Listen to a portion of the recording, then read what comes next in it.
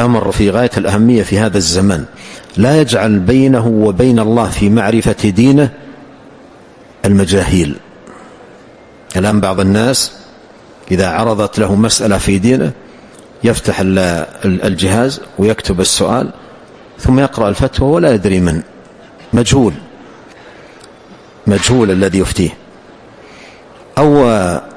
وهذه مصيبة أيضا من مصيبة هذا الزمان، أن يأخذ الفتوى من الذي يسمى الذكاء الاصطناعي. كيف هذا يكون؟ كيف يجعل بينه وبين الله عز وجل أجهزة لا تعي ولا تعقل؟ هذا من الضياع، ضياع دين الإنسان، من ضياع دين الإنسان. فهذه مشكلة كبيرة جدا، يعني مشكلة الضياع الذي يكون في أديان الناس، السبب فيها عدم عناية هؤلاء بعمن يأخذون الدين.